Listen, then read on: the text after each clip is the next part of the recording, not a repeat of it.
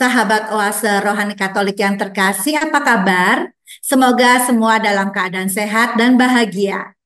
Embun menitik di atas dahan, sejuk di mata, di hati nyaman. Hati ini selalu rindu padamu Tuhan, karena bersamamu saja kita aman. Senang sekali saya Margaret Indriana dapat kembali menemani sahabat dalam acara kita, Oase Rohani Katolik. Hari ini adalah hari biasa, pekan biasa ke-26. Panenannya banyak, tetapi pekerja-pekerja hanya sedikit. Sebab itu, mohonkanlah kepada Tuhan yang empunya panenan, agar ia mengirim pekerja-pekerja ke panenannya. Hadir bersama saya, Romo Albertus Purnomo OFM, akrab disapa Romo Pur. Baiklah sahabat, kita akan memulai acara Oase Rohani Katolik ini dengan doa pembuka yang akan dipimpin oleh Romo Pur. Sahabat Oase Rohani Katolik, marilah kita buka dengan doa dalam nama Bapa dan Putra dan Roh Kudus. Amin. Amin. Allah Bapa Maha Setia, Engkau menuntun setiap orang pada keselamatan. Bantulah kami memahami kehendak-Mu, sehingga kami siap sedia melaksanakannya. Dengan pengantaraan Tuhan kami Yesus Kristus Putra-Mu yang hidup dan berkuasa bersama Dikau dalam persatuan Roh Kudus, Allah sepanjang segala masa. Amin. Amin. Dalam nama Bapa dan Putra dan Roh Kudus. Amin. Amin.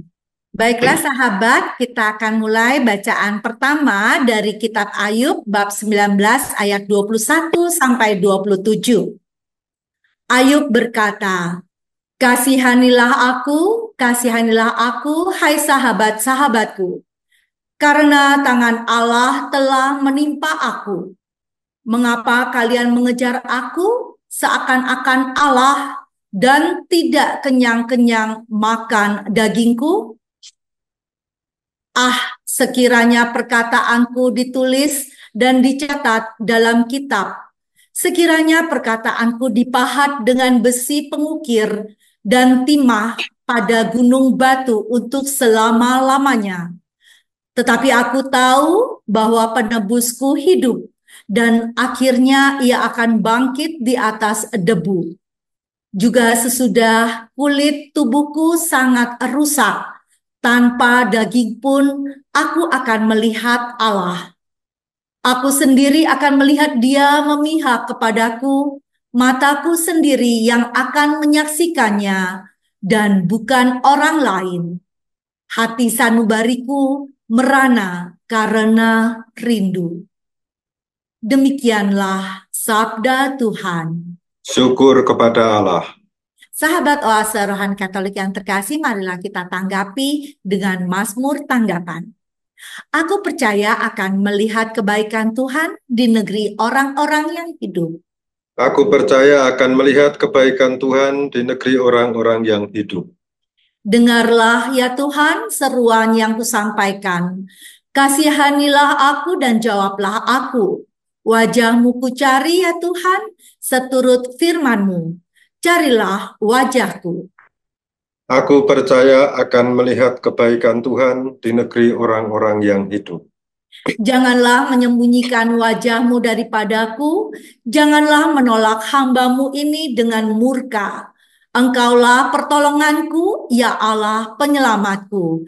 Janganlah membuang aku dan janganlah meninggalkan daku. Aku percaya akan melihat kebaikan Tuhan di negeri orang-orang yang hidup. Sungguh, aku percaya akan melihat kebaikan Tuhan di negeri orang-orang yang hidup. Nantikanlah Tuhan, kuatkanlah dan teguhkanlah hatimu. Ya, nantikanlah Tuhan. Aku percaya akan melihat kebaikan Tuhan di negeri orang-orang yang hidup. Sahabat Oase Rohani Katolik yang terkasih, marilah kita menyiapkan hati dan pikiran kita untuk mendengarkan bacaan Injil yang akan disampaikan oleh Romo Pur. Haleluya, haleluya. Haleluya, haleluya.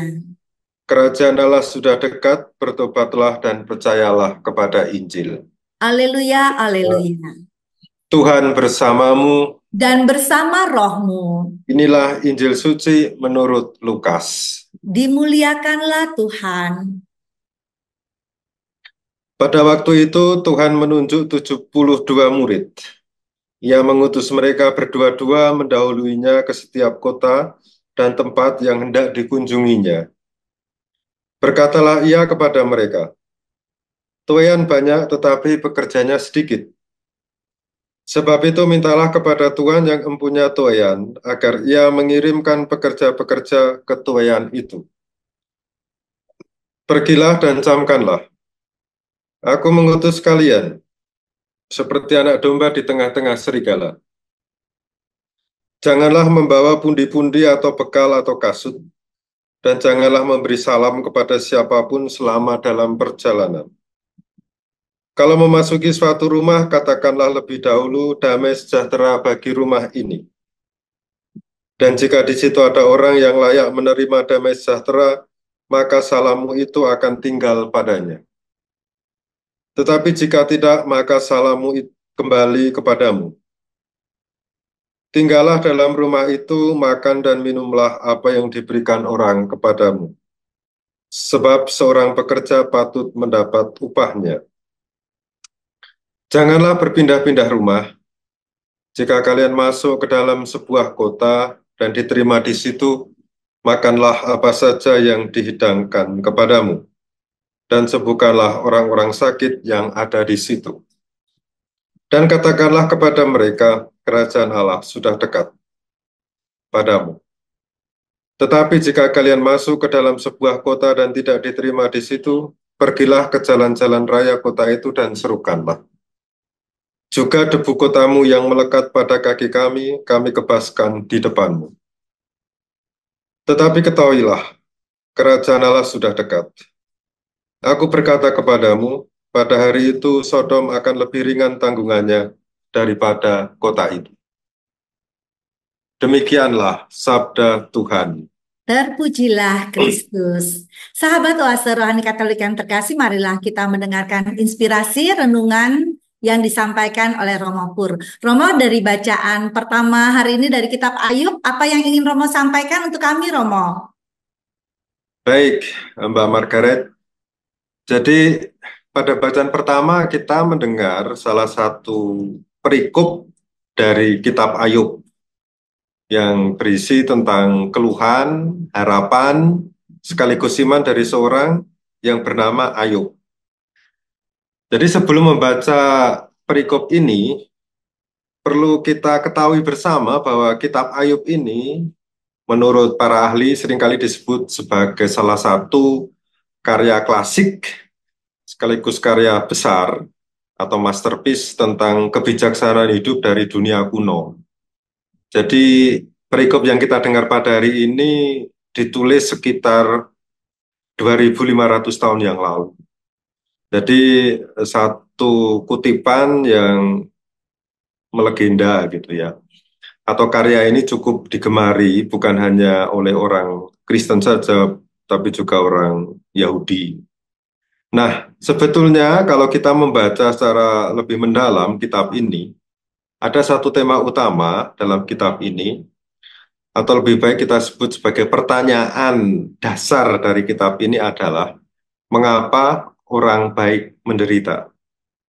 Jadi sebetulnya kitab Ayub itu mau menjelaskan satu fenomena umum, mengapa orang baik kok menderita, sementara orang jahat itu hidupnya biasa-biasa saja, bahkan ada yang lebih makmur gitu. Dan menariknya kalau menelusuri kitab Ayub ini, jawaban atas pertanyaan mengapa orang baik menderita itu anehnya itu tidak ditemukan dalam kitab Ayub secara eksplisit. Jadi mengapa orang baik menderita itu tetap menjadi sebuah misteri dalam kehidupan yang mungkin tidak dapat kita cerna. Tetapi kalau ada kesempatan untuk mempelajari kitab Ayub ini, dalam kitab Ayub kita melihat bahwa yang terpenting dalam menghadapi penderitaan itu adalah satu keyakinan bahwa Tuhan tetap menyertai dalam penderitaan. Jadi ketika tidak ada jawaban atas mengapa orang baik itu menderita, kitab Ayub itu menawarkan suatu keyakinan, kepercayaan bahwa di dalam penderitaan Allah tetap hadir. Nah, nanti silahkan membaca sendiri kitab Ayub dari awal sampai akhir. Memang tidak mudah untuk memahaminya. Nah, sementara itu perikop yang kita baca pada hari ini, yang pendek ya, ini sebetulnya satu perikop yang berisi jawaban Ayub atas tuduhan dari teman Ayub yang bernama Bildad. Anda bisa lihat di Ayub bab 18. Karena yang kita dengar pada hari ini Ayub bab 19. Nah, menurut temannya yang bernama Bildad itu, Ayub menderita karena telah melakukan kesalahan dan kejahatan. Jadi di sini kita tahu bahwa Bildad itu berpegang teguh pada teori kuno, atau mungkin yang teori yang juga berkembang pada hari ini, di mana orang jahat akan dihukum Tuhan melalui penderitaan. Nah, ini kan jadi Ayub menderita, si Bildad ini berpikir, ya, kok Ayub, pasti kok punya salah ini nih, punya kejahatan gitu. Meskipun kita tahu dalam cerita itu Ayub tidak pernah melakukan kejahatan. Memang untuk sebagian orang, teori ini benar ya. Kita tahu bahwa banyak orang jahat itu akhirnya mendapat hukuman. Nah, tetapi untuk sebagian lain, teori ini tidak berjalan gitu. Nyatanya ada orang baik yang juga kena hukuman gitu ya. Ya mungkin karena manipulasi dari musuhnya, kita nggak tahu persis. Nah, eh, diserang habis-habisan oleh argumen dari Bildad bahwa Ayub menderita karena melakukan kesalahan. Lalu apa yang dikatakan Ayub? Nah, ini isi dari bacaan pertama ini ya. Ada satu kalimat yang menarik yang dikatakan oleh Ayub ini. Jadi dikatakan demikian. Aku tahu penebusku hidup dan akhirnya ia akan bangkit membelaku di atas bumi. Jadi Ayub itu yakin bahwa dirinya tidak salah dan dia menderita. Tetapi dia yakin juga bahwa penebusku yang dimaksud di sini adalah Allah, Sang Pencipta itu. Dia akan melakukan tindakan yang benar. Dia akan membela Ayub dalam hidupnya. Dan pada saatnya nanti, Ayub yang saat ini mengalami penyakit, ya, penyakit kulit yang cukup mengerikan itu, yakin bahwa pada saatnya, entah kapan, Allah akan membela dia dari segala macam tuduhan yang tidak benar yang ditujukan kepadanya. Nah, lalu ada pernyataan Ayub lain yang cukup menarik juga, dikatakan di sini, aku akan melihat dia memihak aku, mataku sendiri menyaksikannya dan bukan orang lain. Jadi di sini keyakinan Ayub cukup kuat ya. Meski orang lain tidak melihat Allah memihak dirinya, tetapi ia sendiri menyadarinya. Nah, ini penting ini ya. Dalam arti ketika berhadapan dengan penderitaan, orang harus yakin bahwa Allah memihak dia gitu. Meskipun orang lain tidak melihatnya gitu. Nah, dari pernyataan Ayub ini kita memperoleh inspirasi sebetulnya. Ini kan bisa dikaitkan dengan pengalaman hidup kita ya, yang konkret.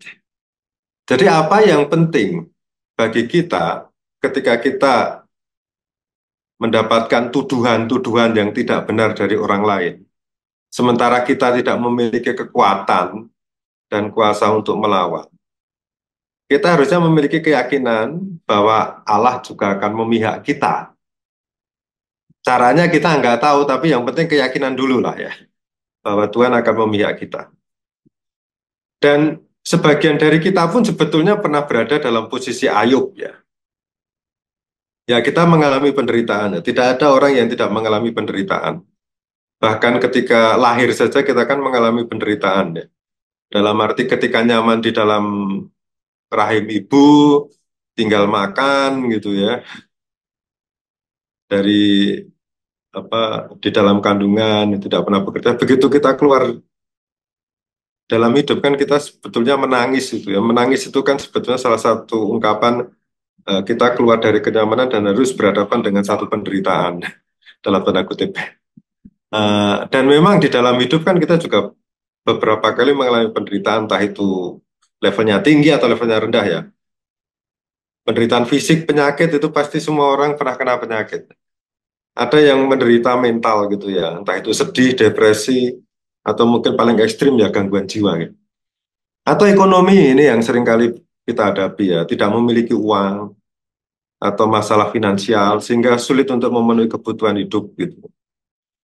Dan memang harus kita yakini bahwa penderitaan seperti ini sebenarnya sudah menghabiskan energi dan pikiran kita.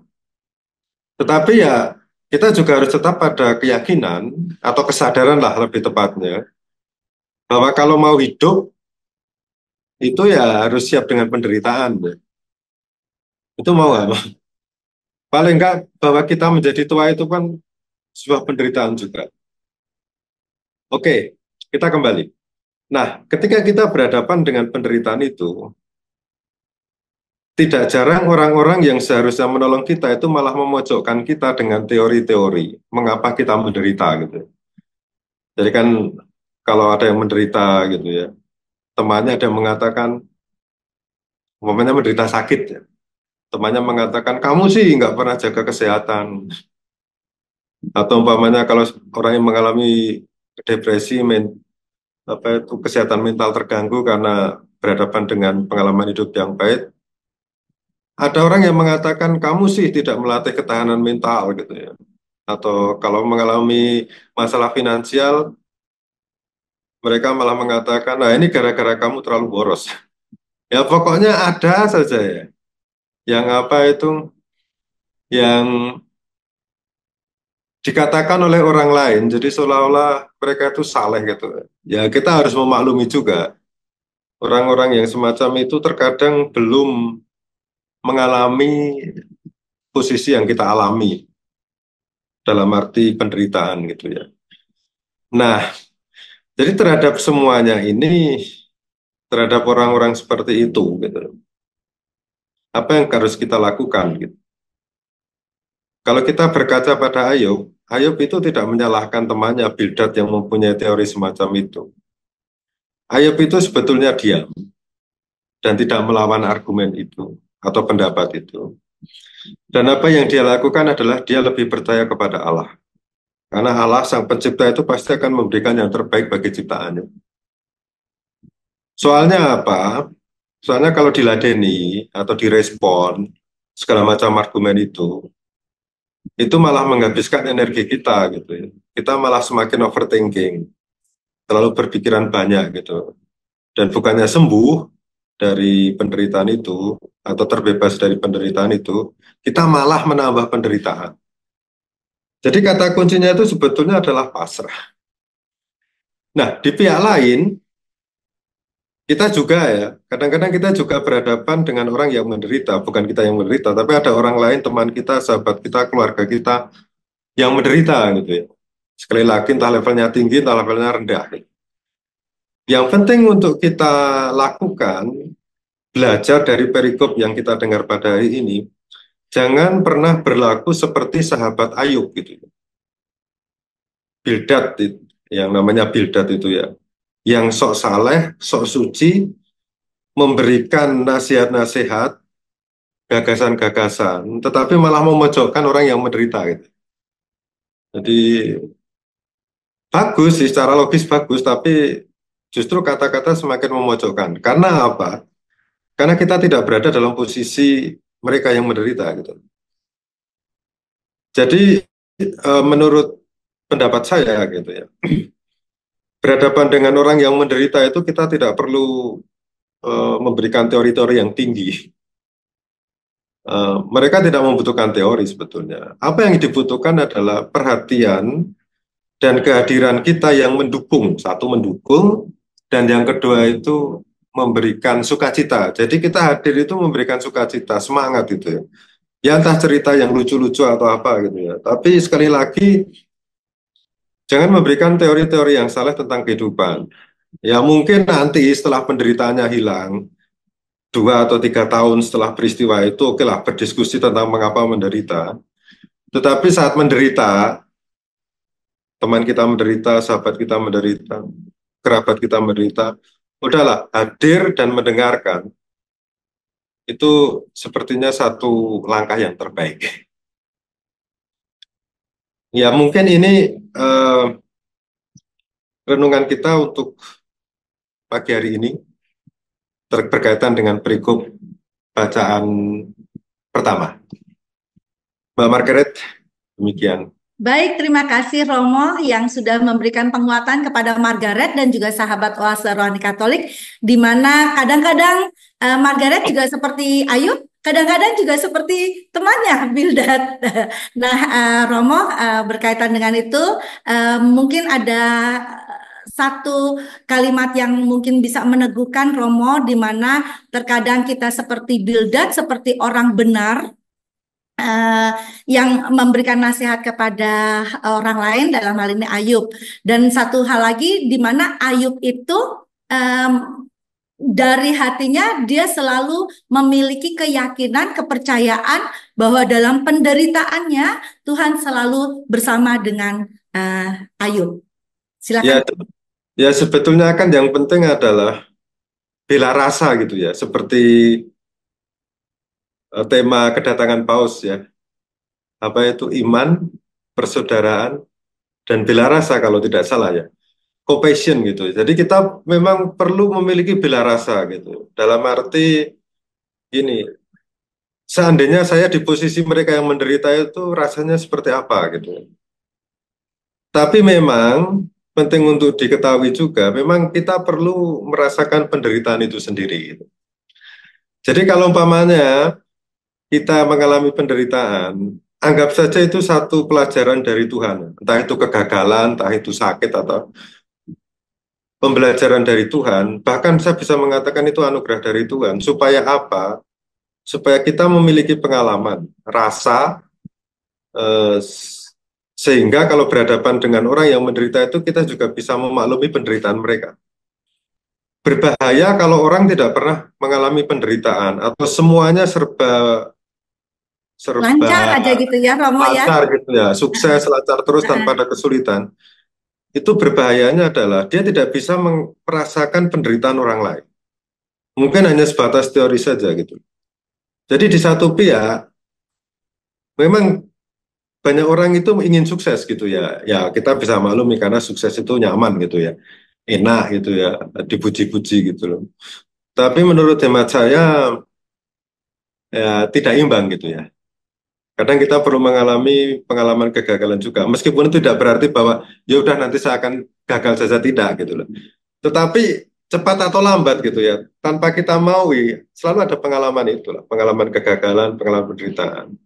Soalnya kalau terlalu sukses terus itu juga tidak bagus, menderita terus juga tidak bagus. Jadi hidup itu harus berada di dalam kutub itu dan pernah mengalami kedua-duanya. Nah itu baru orang mengalami apa yang dinamakan dengan keselamatan, itu menurut saya seperti itu. Ya sebetulnya untuk orang Katolik, kita tiap hari melihat penderitaan ya, salib Yesus itu ya. Yesus kan disalib itu ya. Tiap hari kita melihat. Harusnya kita juga tidak alergi terhadap penderitaan, tapi meyakini bahwa dalam situasi yang pahit pun, itu Tuhan akan memihak kita atau mendampingi kita. Iya. Ya, baik Romo yang sudah memberikan pencerahan, dan tentunya kalau saya boleh kutip dari kalimat Romo, bahwa sebenarnya Tuhan itu tidak pernah menjanjikan jalan yang rata, tetapi Tuhan menjanjikan selalu menyertai kita. Dan itulah yang Tuhan yakinkan kepada Ayub untuk selalu tetap berbuat yang benar. Dan Ayub juga meyakini, mengimani bahwa Tuhan selalu bersama dengan Ayub. Demikian pula juga kita dari bacaan pertama ini, kita semakin dikuatkan bahwa lakukanlah hal yang benar, karena Tuhan itu sumber kebenaran yang sejati, dan Tuhan selalu bersama dengan kita. Baiklah sahabat Oase Rohani Katolik yang terkasih, demikianlah perbincangan rohani kita pada sesi yang pertama ini. Kita akan lanjutkan pada sesi yang berikutnya.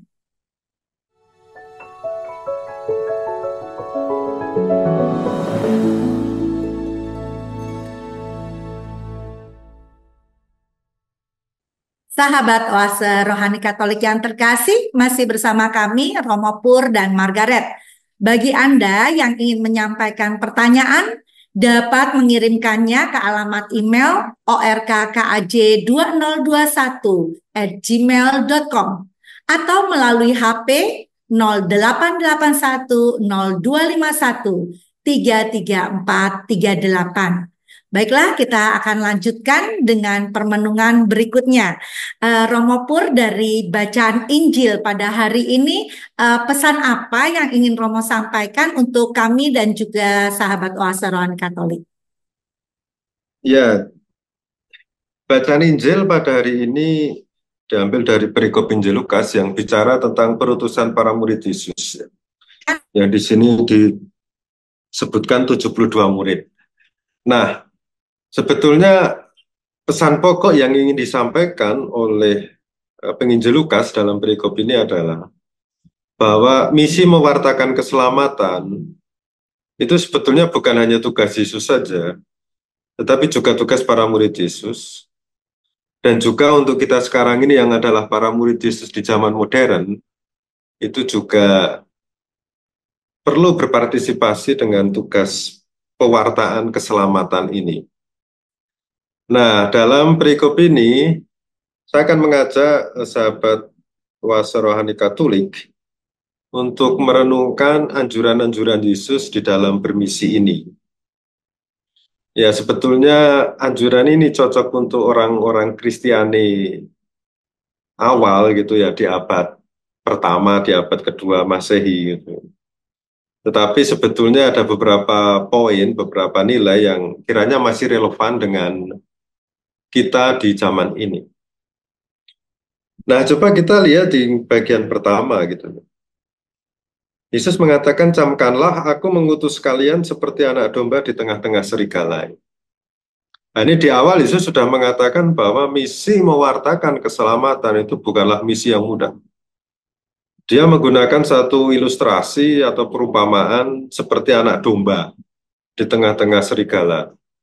Ya kita tahu ya, anak domba itu kan sebetulnya sasaran dari serigala atau mangsa dari serigala. Ini malah diutus ini. Jadi harusnya kan anak domba itu menghindar dari serigala, ini malah harus diminta berhadapan gitu. Ini kan dalam tanda kutip, ini cari mati ini. Tapi sebetulnya intinya bukan soal cari mati atau tidak, tetapi mewartakan keselamatan, eh, kebaikan Tuhan gitu ya. Atau secara lebih konkret ajaran Yesus itu tidak mudah. Dan kita juga harus tahu bahwa mewartakan keselamatan ajaran Tuhan itu tidak harus dengan kata-kata, tetapi juga dengan tingkah laku kita, perbuatan kita gitu. Ya kita ambil contoh saja ya. Menjadi jujur di tengah lingkungan yang tidak jujur, menjadi adil di tengah lingkungan yang tidak adil, itu tidak mudah. Ya. Ini seperti kita eh, seorang kita seperti anak domba yang berada di tengah serigala gitu. Tidak mudah gitu. Tetapi kan kita harus berjuang. Meskipun resikonya itu adalah akan disingkiri gitu. Nah, ini contoh saja. Contoh bagaimana mewartakan keselamatan, mewartakan ajaran Tuhan di tengah dunia sekarang ini itu seperti anak domba di tengah serigala. Lalu Yesus juga mengatakan, janganlah membawa pundi-pundi atau bekal atau kasut. Nah, ini apa artinya ini? Nah, kalau zaman sekarang ya kita tahu orang seringkali membawa banyak barang ya untuk traveling atau pergi kemana itu barangnya banyak sekali. Gitu. Tapi sebetulnya intinya bukan kita tidak membawa pundi-pundi atau kantong berbekalan gitu ya. Bukan itu eh, harus kita tafsirkan untuk zaman sekarang ini gitu. Tetapi intinya adalah dalam berkarya, dalam melaksanakan tugas dari guru kita Yesus Kristus, kita harus fokus pada karyanya gitu. Kita harus fokus kepada misi yang diembannya, bukan pada instrumennya. Karena apa? Karena terkadang bahwa terlalu banyak barang itu malah menjadi beban gitu ya. Orang sibuk mengurus barang-barang daripada fokus pada karya. Ya ini sering terjadi ya. Maaf ya, ini cerita yang atau kasus yang sering kali muncul dalam perayaan Paskah umpamanya atau dalam perayaan Natal gitu.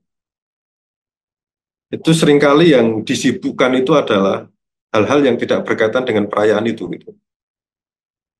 Kadang-kadang sibuk ini, sibuk itu, gitu. Makannya harus gimana, snacknya harus gimana. Gitu. Memang itu penting gitu loh. Tetapi jangan lupa fokus bagaimana perayaan itu harus dibuat sedemikian rupa, liturginya bagaimana gitu ya. Sehingga orang yang mengikuti perayaan Natal, perayaan Paskah itu, begitu pulang dari perayaan itu hatinya bersuka cita gitu, bergembira gitu, tersentuh. Nah, yang terjadi, yang terkadang terjadi orang kadang yang fokusnya itu lupa gitu, lupa diperhatikan secara maksimal. Nah, ini tidak semua terjadi seperti itu, tapi ada beberapa yang seperti itu. Ini contoh saja sih. Eh, yang kedua, yang selanjutnya itu Yesus mengatakan jangan memberi salam kepada siapapun. Nah, ini kan kadang-kadang disalahartikan ya. Hmm, memang tidak memberi salam itu kelihatan tidak sopan. Apalagi ada timur itu kan harus memberi salam gitu. Tetapi eh, apa yang ingin disampaikan di sini, ini sebetulnya ingin mengatakan demikian bahwa tugas atau misi itu lebih penting daripada yang lain-lain gitu.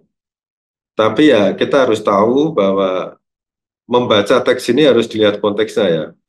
Sehingga ini tidak berarti bahwa ya sudah kalau saya berjalan kemana gitu saya tidak usah memberi salam gitu. Oh, Yesus mengatakan demikian kok gitu. Ya tidak seperti itu ya.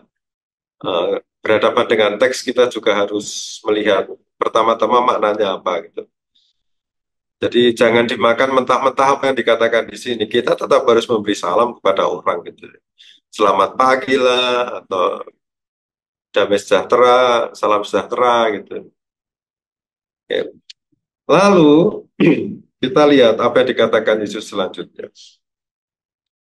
Nah, Yesus itu mengatakan kalau memasuki suatu rumah katakanlah lebih dahulu damai sejahtera bagi rumah ini. Damai sejahtera bagi rumah ini. Kalau untuk kita orang-orang Kristen memang tidak terlalu kelihatan ya. Paling ya selamat pagi, selamat siang. Hanya untuk orang-orang atau saudara-saudari kita yang Muslim itu ini lebih nampak ketika mereka mengatakan Assalamualaikum warahmatullahi wabarakatuh gitu. Ini kan satu ungkapan assalam. Yang sebetulnya artinya kurang lebih damai sejahtera bagi rumah ini gitu ya. Nah, sebetulnya kalau mengatakan damai sejahtera bagi rumah ini kan sebetulnya sebuah doa ya. Meskipun hanya berapa kalimat, berapa kata, satu, dua, tiga, empat, lima, meskipun lima kata saja. Tapi ini adalah sebuah doa. Yang intinya adalah harapan baik terhadap orang yang ada di hadapan kita.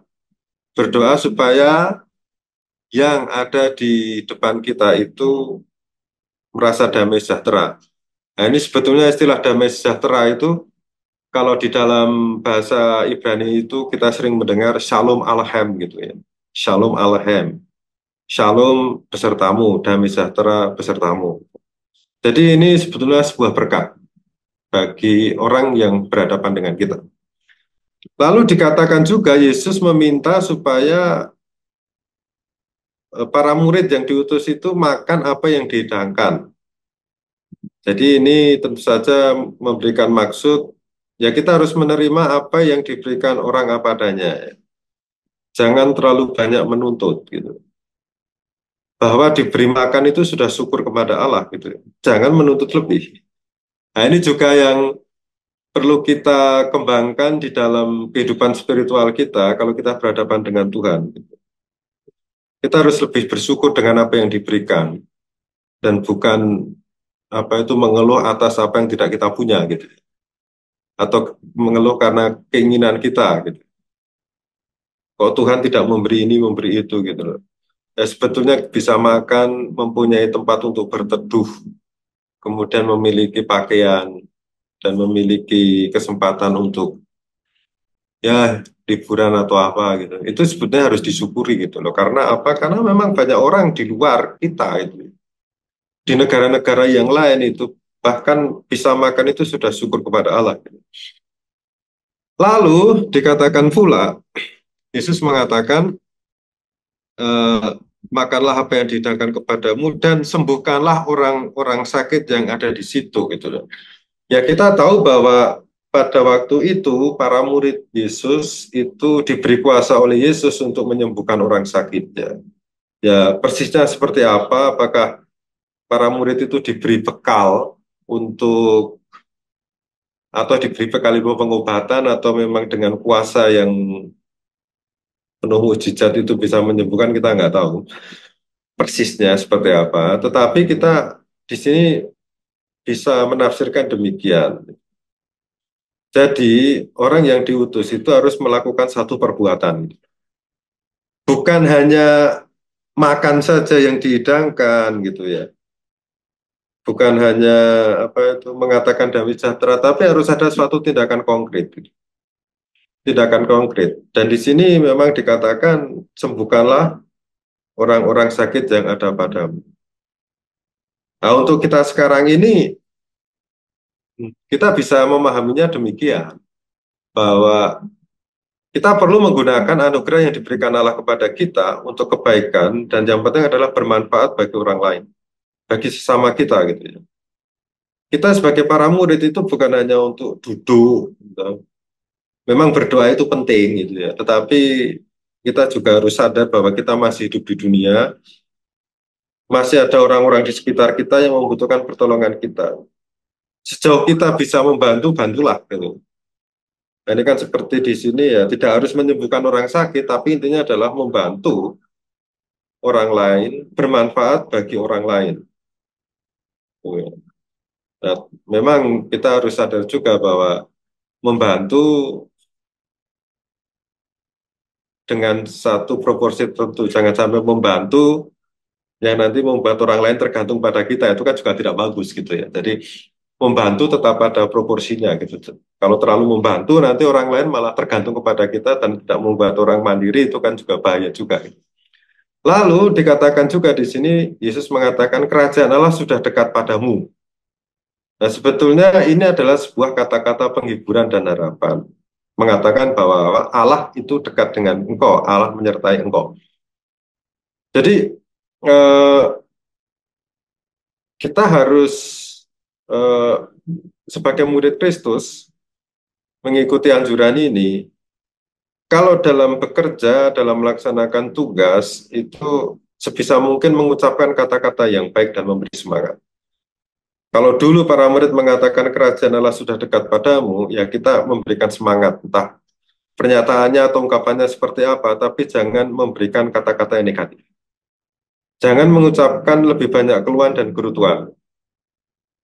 Keluhan dan gerutuan itu energinya negatif. Bahkan kita yang sekilas mendengarnya itu kadang-kadang juga menjadi lemas gitu loh mendengarkan keluhan dan gerutuan gitu. Jadi itu. Lalu dikatakan di sini ya kalau tidak diterima kebaskanlah debu ya. Nah ini kan sebetulnya istilah yang mau mengacu kepada kebiasaan orang Yahudi. Jadi orang Yahudi dulu itu kalau kembali ke tanah suci, maksudnya ke negeri Israel, dan dia tidak ingin supaya debu-debu dari tanah orang kafir itu membuat tanah sucinya itu tercemar itu kadang-kadang mereka mengebaskan debu di bagian satu sebelum masuk ke Yerusalem atau ke tanah Israel. Ini kan suatu kebiasaan saja. Maksudnya supaya tidak tercemar. Hanya untuk kita sekarang ini, bagaimana teks ini ditafsirkan, ya sederhana saja ya. Kalau pewartaan kita, entah dengan perbuatan atau kata-kata tidak diterima, ya sudah, biarin aja. Tidak perlu dipaksa untuk menerima gitu. Tugas kita kan berusaha ya, bahwa mereka itu mau menerima atau tidak ya urusan mereka gitu. Nah, jadi di bagian akhir renungan ini kita harus menyadari bahwa zaman kita berbeda dengan zaman di mana perintah, misi atau anjuran itu diberikan atau ditulis ya. Ya, zaman berubah, cara berubah, tetapi nilai dan pesan tetap. Jadi sekali lagi sebagai murid Yesus, kita tetap perlu ambil bagian dalam misi Yesus. Mewartakan keselamatan, mewartakan keharmonisan, dan mewartakan sukacita. Nah, ini kuncinya gitu ya. Jadi mengikuti Yesus tidak hanya mengikuti, tapi juga mengambil bagian dalam tugas sebagai murid. Dan kita harus bermisi atau mewartakan keselamatan di tempat kerja kita masing-masing, dengan cara kita masing-masing, dengan cara yang benar. Jika menjadi guru, ya wartakanlah keselamatan di ruang kelas. Jika menjadi karyawan, ya wartakanlah apa itu ajaran Tuhan di tempat kerja. Jika bekerja di tengah jalan, ya wartakanlah dengan, kalau mewartakan dengan kata-kata kan tidak mungkin, ya. Tapi kita juga bisa mewartakan dengan perbuatan kita. Itu sebetulnya kuncinya ada di situ, ya, dengan perbuatan baik kita. Jadi, dan yang terakhir adalah dengan menjadi orang Kristiani yang baik saja, dengan menjadi orang Kristiani yang baik saja, itu kan sebetulnya sudah menjadi suatu pewartaan, ya. Menjadi suatu pewartaan. Jadi kita semua, entah pintar, entah bodoh, entah kaya, entah miskin, sebagai murid Kristus, itu harus ikut mewartakan tugas Yesus, minimal dengan menjadi orang Kristiani yang baik. Jadi itu renungan yang bisa kita ambil dari bacaan Injil. Terima kasih. Baik, terima kasih Romo. Di akhir sesi ini kita diingatkan kembali untuk mewartakan kabar keselamatan, kabar sukacita, dan tentunya kita selalu ingat bahwa Tuhan Yesus adalah sumber keselamatan, sumber kebenaran yang sejati. Baiklah sahabat Oase Rohani Katolik yang terkasih, demikianlah perbincangan kita pada hari ini, dan kita mohon doa penutup dan berkat dari Romo Pur. Baik, marilah kita berdoa. Dalam Bapa dan Putra dan Roh Kudus. Amin. Amin. Allah Bapa Maha Bijaksana, kami telah menerima pesan-pesan ilahi dari sabdamu di dalam kitab suci.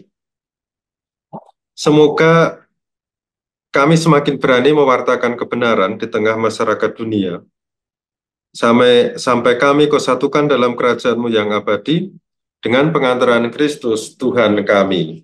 Amin. Tuhan bersamamu dan bersama rohmu. Semoga Allah yang Maha Kuasa memberkati saudara dan saudari sekalian, Bapa dan Putra dan Roh Kudus. Amin. Sahabat Oase Rohani Katolik yang terkasih, Romo Albertus Purnomo OFM dan Margaret Indriana mohon undur diri, dan kabar sukacita, kabar keselamatan yang kita dapatkan hari ini dapat kita bagikan dan wartakan kepada sesama kita dalam tingkah laku dan perbuatan kita. Terima kasih kepada Romo Pur yang sudah berbagi inspirasi untuk kita. Tim Argentina juara bertahan, letakkan piala di seberang jembatan. Dalam sukacita kita diutus Tuhan, kelak menjadi pewarta keselamatan. Salam damai, Tuhan memberkati.